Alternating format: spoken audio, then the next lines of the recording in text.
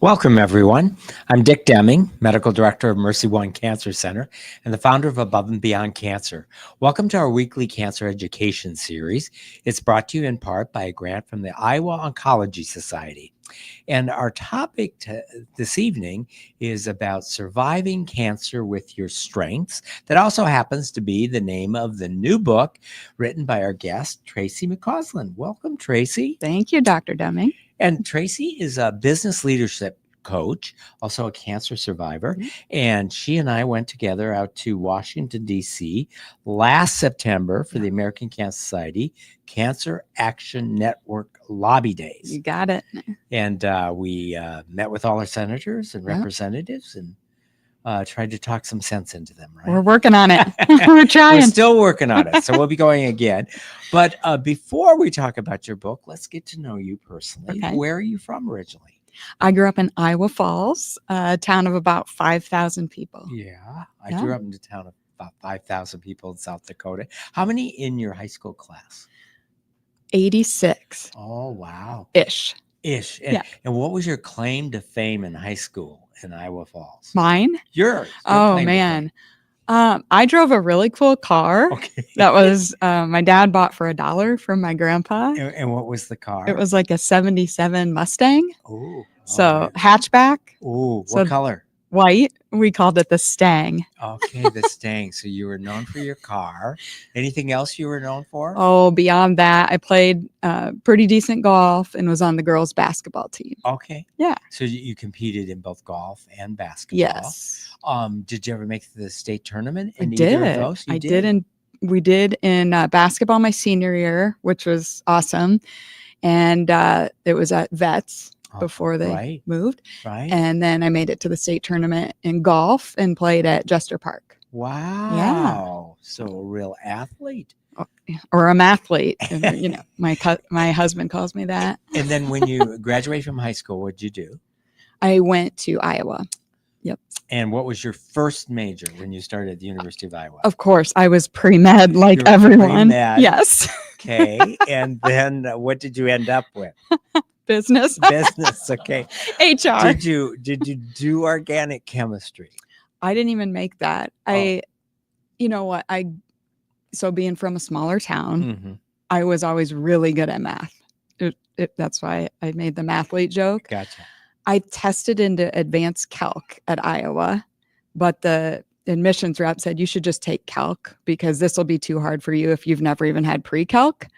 And then I got into that, and I felt like kids from bigger towns, Chicago and big cities, they just would say 0, 1, 0, 1. And that was always the answer. And I was like, I don't even know what you're. So then I went and saw an academic advisor that first week at college. And they said, well, business stats is easier. So you should just take that. And that was how I became a business major. Okay. Yeah. In junior year, I did have that feeling of I really wanted to help people, which has always been a thread career-wise. And so I went back and took kind of those weed out science classes. And I hit like a window with the chemistry. I even met with the professor and was just like, I'm not getting this. My dad had a master's in chemistry.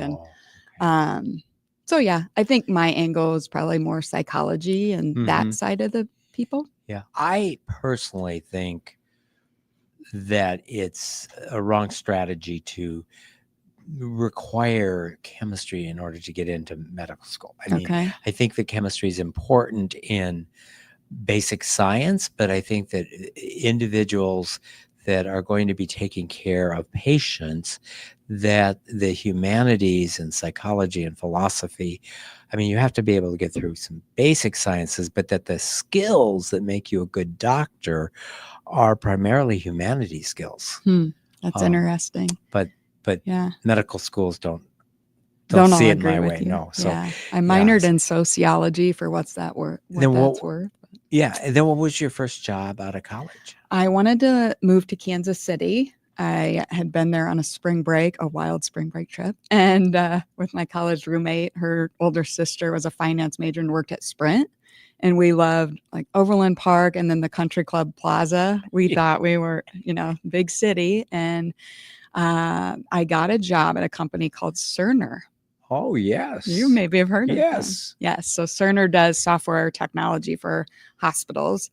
And I was in basically back then, this was 2000, they were training, I say kids, but it was, right out of college, kind of a cohort of us. There was a dance major, a biology major, business majors, all different kinds. And they would try to turn you into an IT consultant. Mhm. Apparently that was also not my Like passion. like a help. trainer? To help really implementing. Right. But a lot of the work we were doing, I was in the Kansas City healthcare system, was like building the backbones of the IT. And that really was not my bag. I liked being How with did the dance people. major do as a She was pretty sharp. software We lost touch. builder? But, Okay. Okay.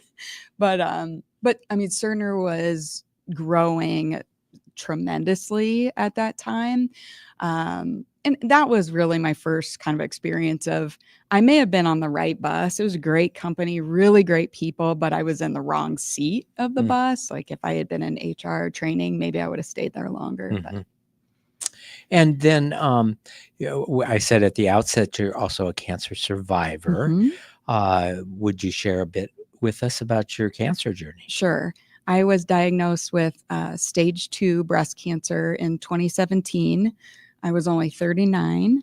I just kind of felt a lump on the side of my chest, and took a few days to even call. I wasn't super alarmed, but when I went in and met with a nurse practitioner, she's like, this is more alarming than I thought it would be walking into the room. And so then she set me up the next day with a mammogram at Mercy in Waterloo. And, that was my first mammogram, because those typically start when you're 40.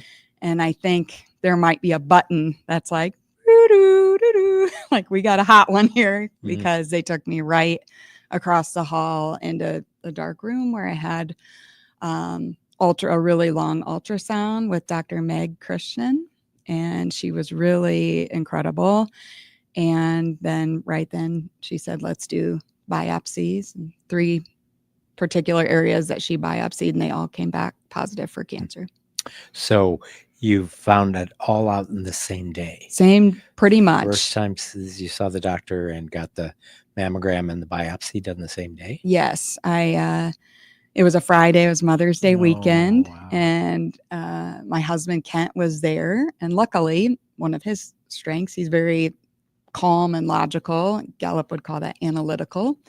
And he said, Dr. Meg, you've seen, thousands of these ultrasounds. Given Tracy's age and her background, I mean, what percentage are we looking at here that it's cancer?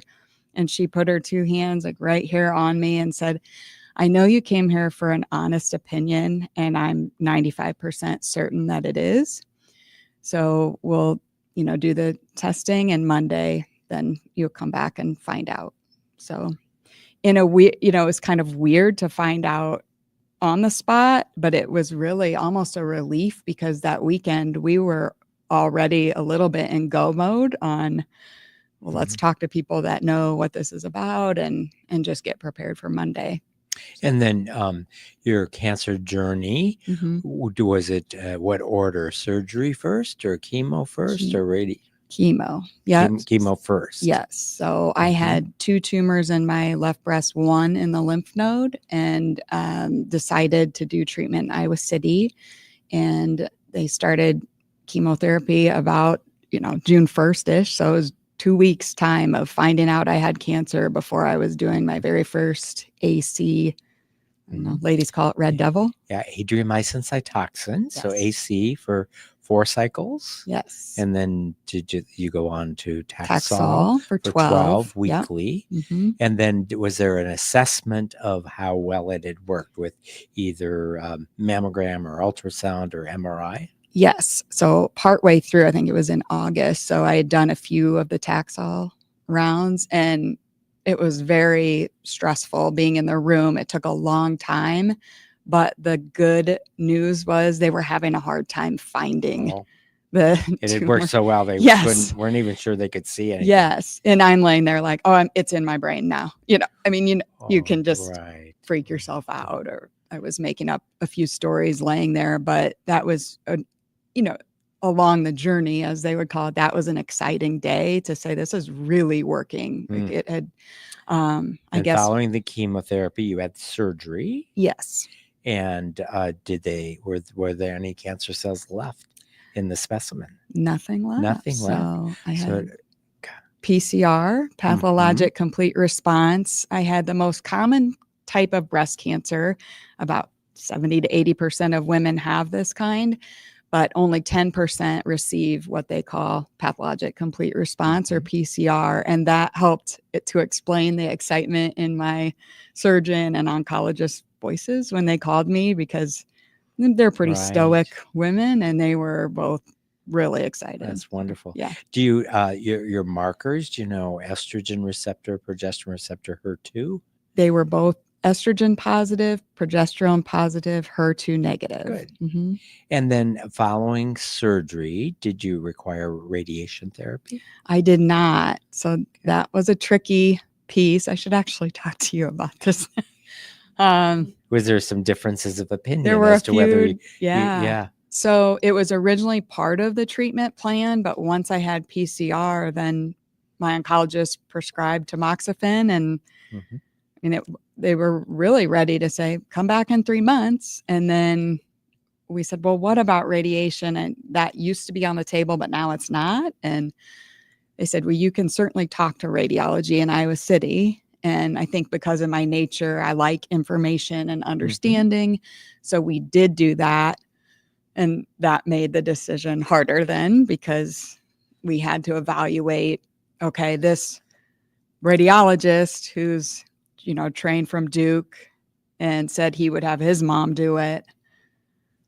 But there's not, at the time, there was not data at the time that said it would reduce the chance of reoccurrence or extend my life. So it was kind of, I was weighing, I think in layman's terms, some people would say, I would throw everything at it. Just give it everything.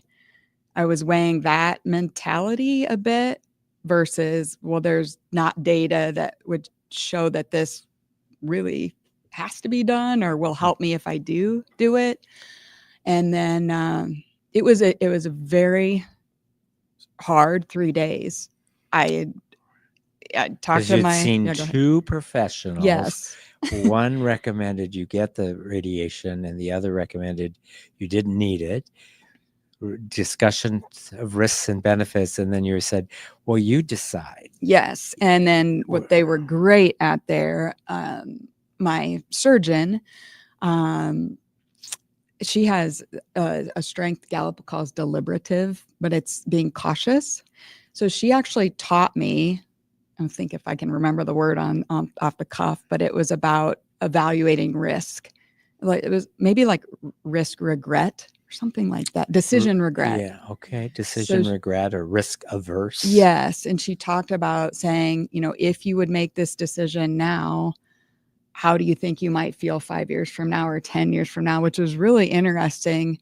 Also that she took the time and sat with me to do that. She also was digging into additional research and studies, trying to reach out to colleagues. And she was emailing me from the runway of, I'm boarding a plane. So that felt just great. And then in Iowa City, they have tumor board.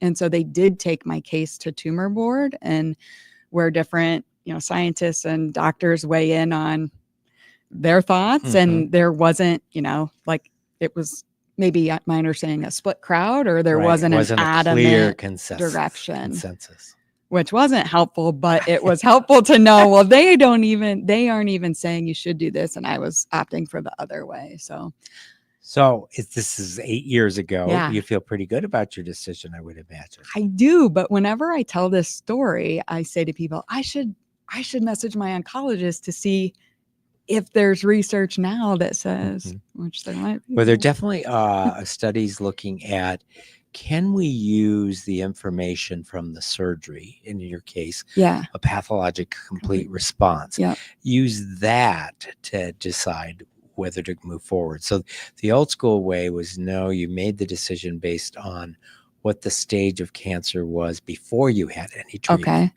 And then that locked in place whether you were going to get the radiation at the end.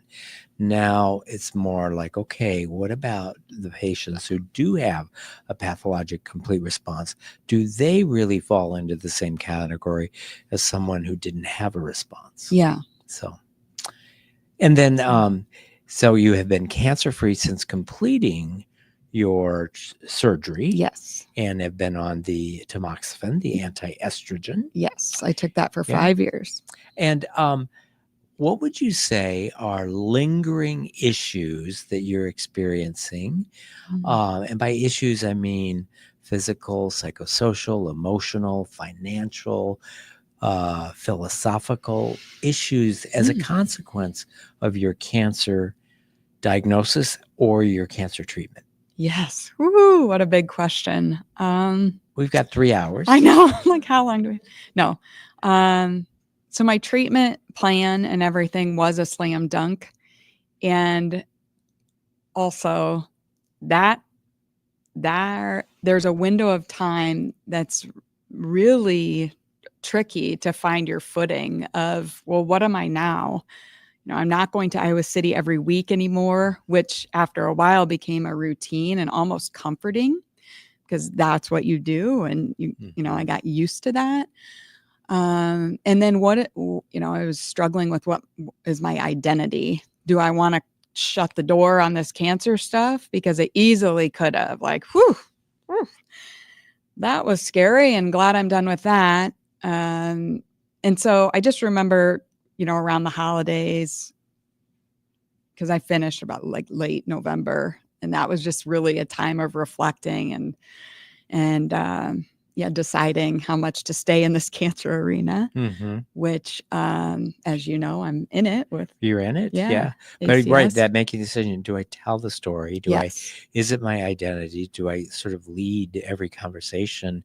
I mean, once your hair grows back and you look normal, you don't have to. Right. There's a period of time where you pretty much have to acknowledge it because somebody assumes that that's what's going on. Yes. But once you get back to looking okay and people who don't know you, at what point is it so important in your identity that you want people to know, because that's part of who you are, versus, you know what, that's over with. I don't want every conversation from here on for the rest of my life to be about cancer. And where do you find and you ultimately did decide to go public with your cancer diagnosis and actually, march up to the state capitol or to the federal capitol and tell senators and representatives your cancer story, not for the sake of fame and fortune, but to help those who are being diagnosed now, to make sure that we have adequate health care and coverage and accessibility for everyone to get the prevention and the screening and the treatment they need. Right. Yeah. And I think, as far as the aftermath of it, the pill I was on for 5 years essentially blocks estrogen. So I was, still 39, almost 40 when I started it. But I mean, that ended the opportunity for me to ever have children again, which I knew when we started chemo. I mean, there was, probably a brochure that's like, do you want to freeze your eggs in case you want to have kids? But in that moment, all I wanted to do was get the tumors out of my body. So, now that I'm closer to 50 and 47, I think, gosh, I, maybe would have wanted to have another baby. Now, this is sometimes a joking matter with my husband. I don't know that he would have. And how many children do you have? We have 2 boys that are 16 and 12. Okay. But, that's something, and I've talked with my oncology OB about it, like that was a decision made quickly, and, cancer sort of made that decision. And then just with, being in my young 40s and experiencing maybe what women do in their 50s or even 60s, that was kind of different. And also, yes, you're told about the side effects, but I don't think when I was diagnosed and they mapped out a 6-month treatment plan, I didn't think about it as, well, 6 months of really active treatment, but 5 years and now 8 years where there's still stuff that goes with it. Little things. My eyebrows never grew in great, and my eyelashes, but those are pretty minor. I lost a couple of my big toenails from chemo, but those are things now that kind of annoy me. But back then, it's like I would have done anything to get cancer out of my body. So there's just interesting looking back in the rearview mirror, things that can annoy me now. What I would have brushed those off easily going through it. So you mentioned some of the lingering physical effects. What about peripheral neuropathy of hands and feet? Is that something that you experience? Not anymore. No? I did for maybe a year. And what about any lingering side effects from the surgery? Any lymphedema, swelling of your arm, or? Yeah, luckily not. I have not experienced that. I did a double mastectomy in Iowa City with Dr. Lawrence, was the chief of the department. He's retired. And then I've since gone to San Antonio twice it's called PRMA. And I did last February called deep flap, where they cut you hip to hip and take the tissue out of your tummy and use it to make breasts. So reconstruction. Yes. So when you had this initial bilateral mastectomy, it was without reconstruction. I did implants. You had tissue expander implants. Just flat the same day. Right. So no expanders. And then what you had in San Antonio was replacing the tissue expanders with your own tissue that they brought up into under the skin. Yeah. So it's kind of cool. It's all me. Natural. Yes, natural. So you don't have silicone implants. You have your own tissue. Yes. And any lingering side effects from those surgeries? Well, the second one I had was in January. And my scarring is still a little tender. But I did some PT and nothing too bad. Okay. And abdominal strength? Not great. That's my next chapter here. Getting back at it. Okay. Yeah. And then from a psychological point of view, how about fear of recurrence? Is that something that has diminished over time? Is it something that you only think about when you go to see the doctor, or is it something that you think about every day? So interesting timing of this week of being here with you. I would say my fear of recurrence has definitely gone down over time. And I don't think about it all the time. Certain things will, maybe a commercial, or, you hear about somebody getting diagnosed. A, good friend was diagnosed this winter. So that, of course, brings it back a little closer. But I actually just had an MRI Monday in Iowa City on my back. And it was the first scan of any kind that I've had since 2017. Because I've had lower back pain for about 2 months and kind of dabbled with some chiropractor work and this and a few things. And then I reached out to my oncologist because someone said, you should get a DEXA scan. Maybe it's a bone density issue. And I thought, I'm not a doctor, right? But I thought, well, maybe the tamoxifen or the early menopause. So I messaged her.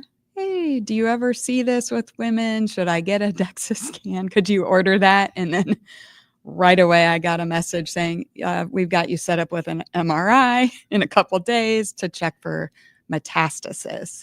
And that word was in my chart, which of course I know that, but seeing it, and then I just had a few days, like maybe last Tuesday or Wednesday. So less than a week to even think about it. But it was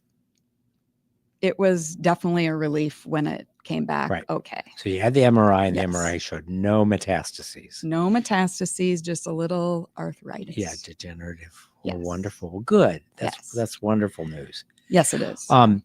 Well, we could spend the next hour talking about kind of lingering issues, but one of the reasons I have you here is because we want to talk about your book. Okay. We want to talk about what you're doing. So professionally, you're a business leadership coach, and one of the tools that you use in that is the Gallup company has a book called Strength Finders. And in fact, I've been through Strength Finder training. It's often done as kind of a cultural thing coming together for organizations or coworkers to feel, well, maybe you describe what does strength finders do? It's kind of, you can do it yourself. You can buy the book, as you said, in Right. airports, and Yes. how does it help you know what your strengths are? So that's strength finders helping you realize kind of what your inherent strengths are based more on your personality, psychology, way of thinking. It's Yes. not how much you can deadlift in the Right. gym. Right. Yeah. Yeah. No, it's Yeah. not like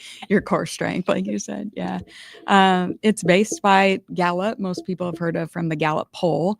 And it's really a talent assessment. So looking at, I think sometimes it's the way we wake up in the morning and how we're naturally wired.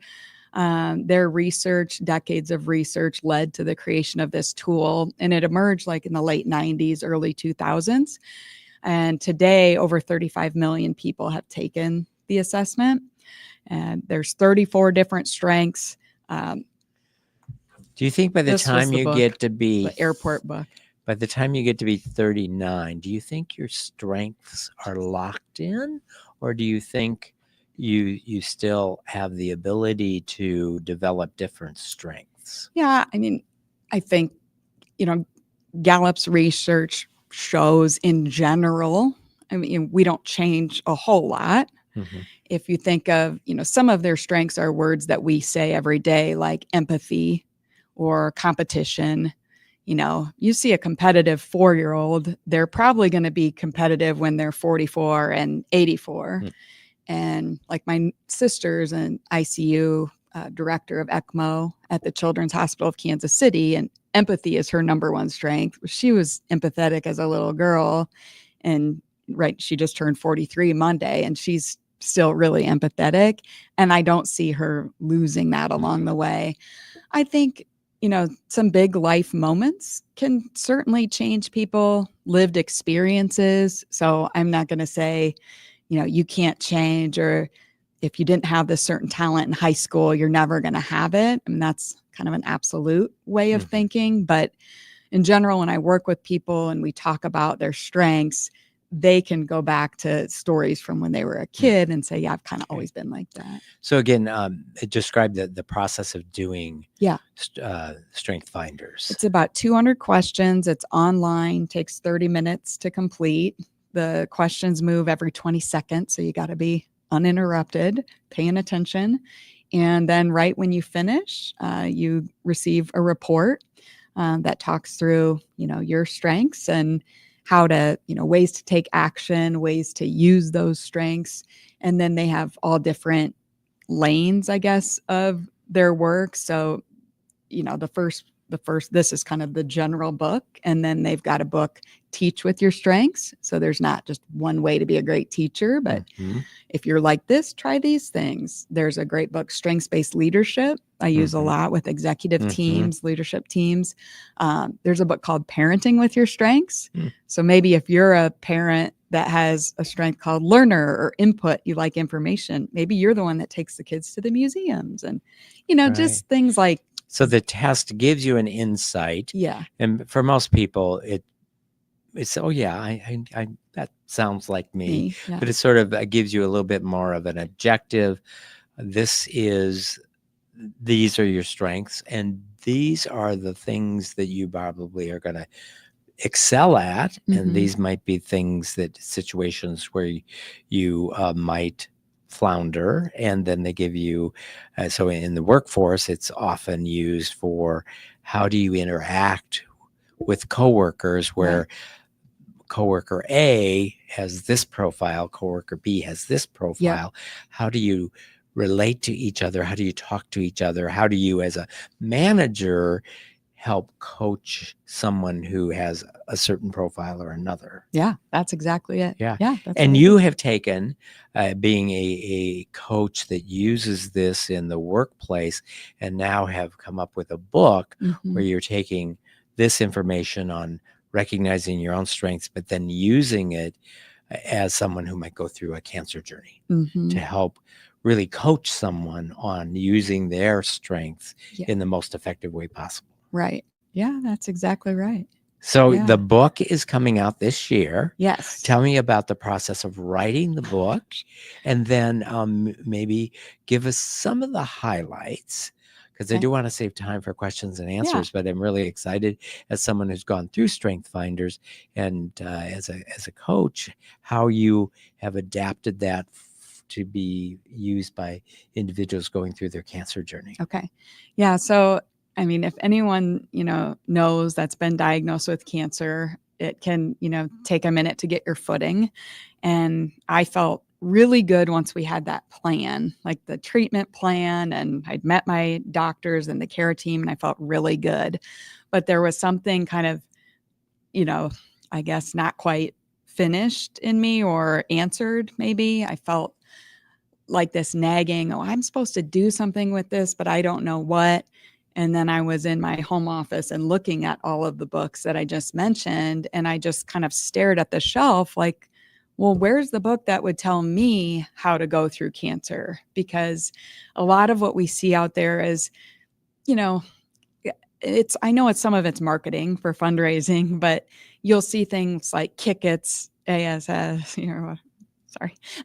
That's okay. Beat cancer. You see like boxing gloves, some kind of aggressive marketing, or, people, you're such a warrior, you're such a bad A, and I was like, nobody growing up, claim to fame, like no one was ever like, wow, you're so tough, Traci. Like that was just not, it might have been like, you're nice, or you like everyone, things like that. So when I looked at those books, I thought, yeah, I mean, I teach this stuff. I know we're all different, and I know you can be good at teaching, parenting, or leading by being unique. So couldn't you be good at being a cancer patient by being unique and being yourself? And it might have been a bit of a coping mechanism, or like a desperate feeling of also I wanted to stay relevant. Like I was only 39, and I didn't want people to think I was going to die. And so, I mean, it's laughable now, but between my first and second chemo was when I decided I'm going to write this book. And I had a whiteboard full of notes, and then I started telling everybody, which then once you tell everybody, then you got to do it. Right. But this was 8 years ago. Yeah. Okay. So you've been working on it for 8 years, Yeah. and it's coming in. So, so when you were diagnosed with cancer, you were already coaching through Strength Finders. And so you were very aware of it. Yeah. So I would imagine that you used the information. Do you want to share with us where you came out on the test of Strength Finders? Yeah, sure. Which obviously you took before you were diagnosed with cancer. Yes. So how does Strength Finders define you, or describe you? I should say describe you. Yeah. So a couple examples, like I have a strength, my husband does too. It's called harmony. And we're pretty calm, and we just like, it's kind of can we all just get along? Let's not rock the boat, just can we figure it out efficiently, effectively? And so I do think that played out in that I wanted things to still kind of remain calm.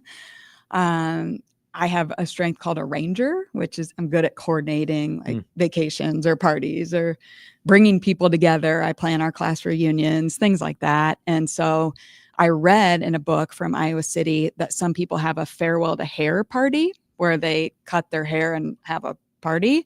I was like, that sounds amazing. So I coordinated my own farewell to hair party, and I knew, ironically, even though I was going through chemo and it was pretty sad to lose my hair and, cut it in front of the boys and everything, I knew that that would also fill me up, bringing people together, because none of my friends are radiologists like you or oncologists, so they couldn't help me with that. But, people are like, what can we do? What do you need? And it's like, just if you're in town and you can, I'm going to cut my hair, show up. We'll have some bagels, and we had a few toasts and some tears, but it was like one of the highlights of that 6 months.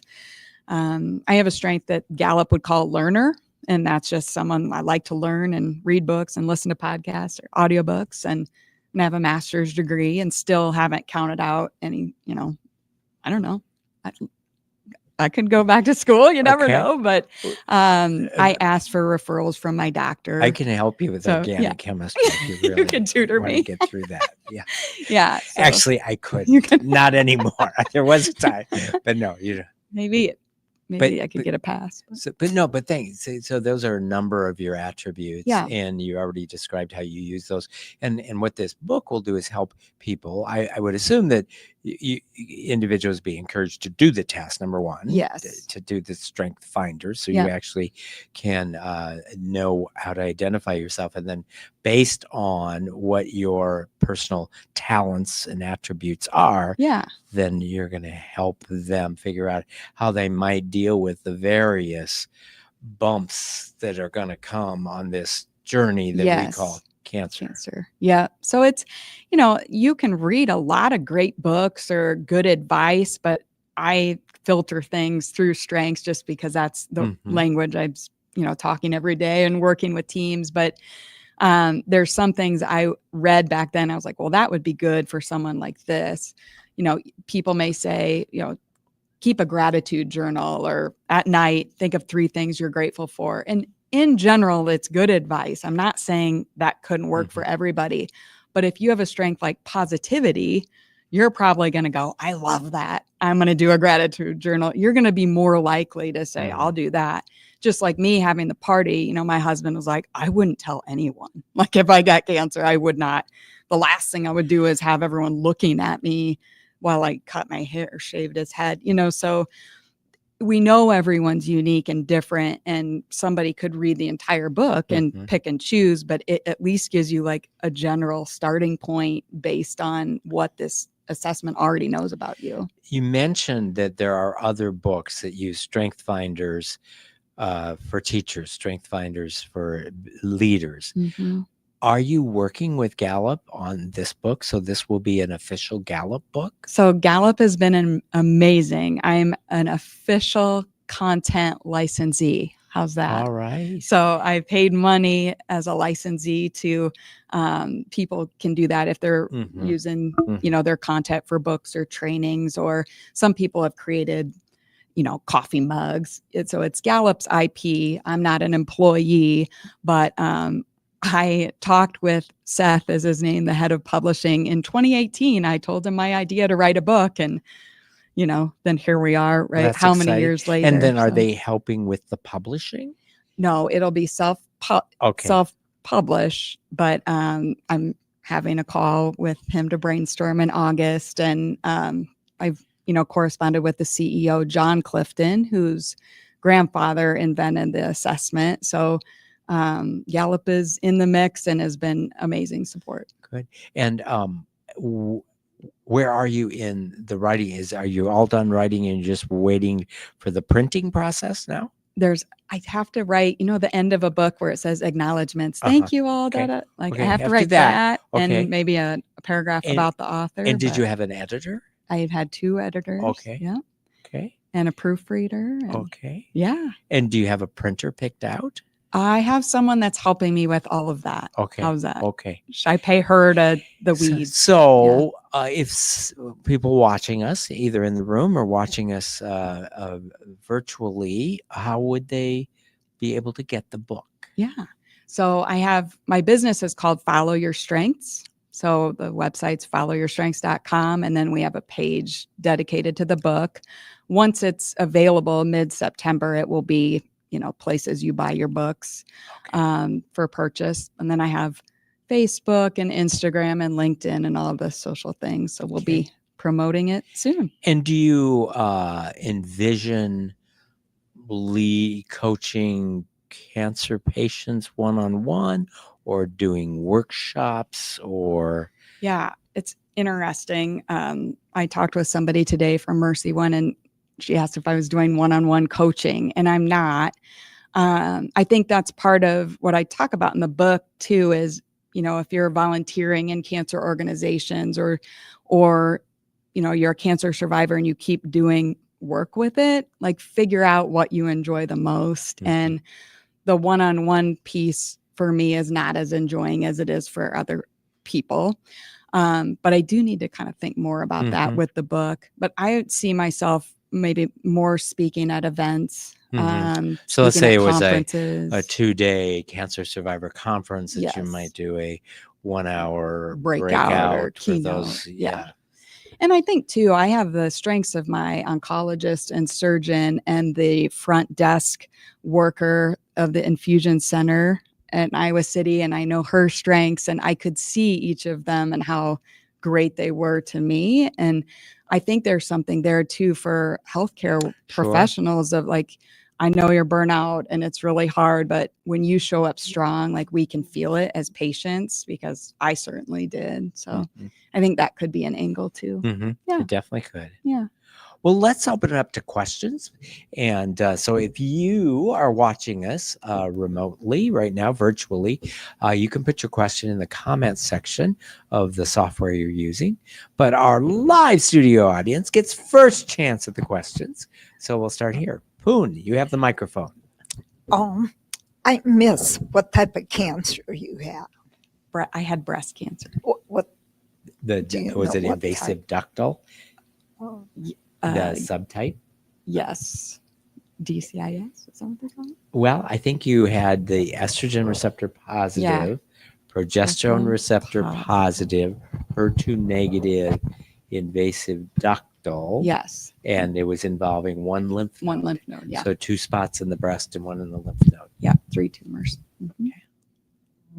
Yes, I can Kevin. see where knowing your strengths is an advantage. But another thing I was thinking about is not knowing your weaknesses is very perilous. So I was wondering, is there anything in this program where you find out what your weaknesses are? So what Gallup does, for anyone taking the report, they used to not, but now the reports will have a section they call blind spots. So they may give you 6 to 8 ideas of good things to do with these strengths, and maybe 2 things to say, this may not happen to you, but sometimes people who are empathetic take on the burdens of the world. So they'll give advice on those blind spots. And so similarly in my book, Surviving Cancer with Your Strengths, I call it cancer cautions. And so, for example, there's a strength called activator. And those are people that are like, let's go, let's get moving, let's start. And the section in the book is like, you hate to wait. And guess what? You're going to have to wait a lot. So maybe someone like that, their weakness could be waiting. So the book kind of coaches them through of like, you're probably going to have to wait in waiting rooms and wait for your blood results and wait for this and wait for the phone call. So be prepared with what are you going to do while you wait? So yeah, it's a great question. Angelina. Yeah, is this a one for those that are going through cancer, or can cancer survivors take this Gallup? Anybody in the Anybody? world can Okay. take it. I think it's translated into over 25 languages. So, people are using it in high schools and universities, in prisons, in, Fortune 500s. I've trained over 5,000 people on it, mostly in businesses or organizations. So anybody could take it. And for people that are cancer survivors, I think it makes a great gift, when someone's like early diagnosed or I know I got a lot of blankets or bracelets and people don't know what to do. I think it could be a great support. But I think it could come later too, to, when people are thinking about identity or survivorship or, maybe people that are stage 4 and will always live with cancer, but to say, remember this part about yourself. This is what makes you great. And how can you use it through survivorship? So I did work on each of the 34 strengths to address diagnosis, treatment, recovery, and then that survivorship piece, all of those phases. George. Sometimes we get questions. Sometimes we just get comments. A friend of the show, Morgan Newman, is watching tonight. She says, "Go Tracy!" Yeah, Hi, Morgan. Morgs is watching tonight. That's awesome. I'm curious about the book writing process itself. Is there anything therapeutic about that? And would you recommend that to others? Or now that you've been involved in it, would you say, once is enough? Oh, geez, never say never. Once was a lot. I'll say that. I think anybody can probably write a book. I think it's harder to write a good book. And the further I got along in it, the more I realized, oh, if people are really going to read this, I want it to be really, really good. And so I hired, a book writing coach that would give me hard feedback and, put a lot of dollars in on the front end. But that's kind of the only way that I personally would do it, because I want it to be good. It also took me, obviously, like as long as it took them to create Hamilton, I think was 7 years. So it took me a long time, but I've gotten a lot of help along the way. So I think for anyone thinking about writing a book, there are all kinds of groups of people, authors or people that want to write. And there's probably a ton of free groups that you can join and write at the same time. I had some colleagues in Texas and Colorado. We were like, okay, on Zoom, we'll meet at this time and we're going to write for 50 minutes. And that can kind of help you get a little momentum going. And as you said, you did use professional editors. Yes. Because your goal wasn't just to get this down and you wanted it to be very professional. And Yes. it's it sounds like a great idea. And they obviously building on the strength finders and with the permission of the company, having been licensed to be able to do this is sort of building on something that already has a very strong foundation. Right. Yeah. It's very reputable. It's research backed, science based. And that was, important to me about, it is important about anything that I do related to cancer, because I think there's some information out there that people find their way to that's not good. And it's probably not going to help them live longer. So there is, a thread to kind of, I guess, tread around. And I wanted to do it the right way and with, good people around. So what would be what would Gallup, how would they define someone's talents and blind spots that tend to, let's just go to the internet and self-diagnose and, and order supplements from the internet? What sort of person would you think that describe in the language of Gallup? Yeah. So, this wouldn't be coming from Gallup, but if I had to put my finger on it, there is that strength activator. Those are people that do things fast. So who knows what they're going to do, but it'll be fast. And then there's a strength called input. And that's sometimes people that collect things, they may have just a little bit more of a full desk, like a lot of papers or a lot of resources.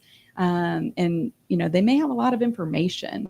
So people with input that I talked to and interviewed for the book, one a woman, a cancer survivor said, my doctor said, don't Google anything. And she's like, that's nice, but that's not realistic. And that's actually not good advice for her. No. But the better advice would be, don't go wild on Google, but go to accredited sources. Here's the list we recommend. And then a person like that, they may spend hours or days looking at it. And that's not always a bad thing. And you probably have patients that want to see research studies or clinical trials, and others are like, just tell me what I need to do. So, those are maybe a couple ideas of people that would do that. I'm also curious about treatment options and choices. If you're a woman diagnosed with breast cancer in Ottumwa, there will be people in Ottumwa that say, you got to get to Cedar Rapids. You got to go there. Don't get treated in Ottumwa. Being from Cedar Rapids, there are people there that would say, oh, you got to get to Des Moines. You got to go to Des Moines. Don't get treated in Cedar Rapids. Yeah. In Des Moines, people will say, oh, don't get treated in Des Moines. Go to Mayo. Yep. And so on and so on. Did that play a role in your decision making? I'll answer it from my perspective. Then I think that's a great question for you. But my kind of cancer could have been treated in Waterloo. And I met with a great surgeon, and he, talked me through everything. And he said, I know who you would see in Iowa City. I go to the same conferences as they do. They're great, but I'm great. And I loved the meeting with him. And I said, so why would somebody go to Iowa City instead of staying here? And he's like, I don't know. They have better restaurants. He kind of made a joke. And then my husband and I are like, well, we like eating out. So maybe, so then once I researched Iowa City and just read more about their, cancer center, that's how I made that decision. And it was pretty quick. So I didn't get a lot of, people chirping in my ear, but I think it is a very good question for you to talk to, like all the centers that are available and how one person ends one place or another. Yeah. So there is just this thought that somewhere else and someone bigger with a bigger name, that you're necessarily going to get better care. And that's definitely not true. And that 85% of people in the United States, though, do get their cancer care from community cancer centers, not university cancer centers. But there definitely are people who live in Iowa who think, oh, if I've got a medical problem, I have to go to Mayo. That's sort of the Mecca in the upper north Midwest. And there are definitely conditions and procedures that are done at Iowa City that aren't done in Des Moines, but they're not many, but there certainly are. The only place in Iowa to get, which you did not need and hopefully never will need, like a high dose chemotherapy and stem cell transplant for certain cancers. You have to go there. Okay. But for most women with early stage, or even, well, for most women with breast cancer, the treatments are fairly standardized. The chemotherapy, there's not really a special skill in giving the chemotherapy. That starting an IV and giving the correct dose of a chemotherapy could be done anywhere if you're following the regimens. Certainly when it comes to different types of reconstruction, there are different plastic surgeons that do different types. In fact, I think you shared with us that you didn't have the reconstruction done in Iowa City. You went to... I did the first time, but then I later decided to do that Okay. neck surgery. Yeah.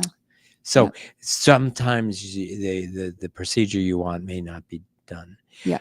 So I didn't give a direct answer, but I would say that even though people may think that everybody goes somewhere else, in the United States, 85% of cancer patients do get their care in community cancer centers and don't feel the need that they have to travel somewhere to go to a university NCI designated. But all of us as cancers, physicians in community cancer centers, there are times where we say, you know what? We've got a great cancer center here, but you need a particular skill that we don't have here. Let me send you, or for a second opinion. Yeah. Sometimes just going somewhere else for a second opinion. So I certainly have patients who feel like their family, they're fine. They want to just get started with treatment, but the family says, no, you have to go to Mayo first. So I said, well, let's arrange for you. You can get a second opinion. You and your family may be comforted to hear that they say that no, exactly, we would do exactly the same thing as your doc in Des Moines is recommended. Yeah. And that can sometimes not only give the patient comfort, but the family as well. Yeah. We have time for one more question. Yes, Kevin. I think there's data to show that the outcome is one of the factors of the outcome is trust in the provider, the patient's trust in that provider. So is trust one of those weaknesses, one of the strengths that you're looking at? Means That's okay. So the book that I mentioned, Strengths-Based Leadership. So this was written in 2008, an oldie but a goodie. And Gallup asked 10,000, they say followers, but we're all followers. We all follow somebody or many somebodies, but they said, think about the leader that's had the most positive impact on your daily life. So somebody that you know or have worked with or beside. And then they said, write 3 words down that describe that person. So then they should have had, 10,000 times 3, that'd be 30,000 words. And Gallup did their whole research thing and they boiled it down to 4 words that what we need from followers: trust, compassion, so someone that cares about you, stability, and hope. And so that was looking at leaders. But I sure do think as a cancer survivor, don't we need those from our providers? I need a, care team that I can trust, someone that I know cares about me somehow, even people that are real stoic and logical doctors, they could still show that they care, through the data or how they communicate, right? And stability, at least most people want, a place that's thriving and, a pretty I don't know, a nice center, and then hope. We all need something to look forward to. So I think, yeah, you nailed it. We need providers that we trust for sure. Yeah, those are wonderful attributes. And, Mhm. I do think we started off at the beginning. By the way, if you're watching, there is a fly here Yes. that I'm just trying. He's our friend. Yes, he's our friend.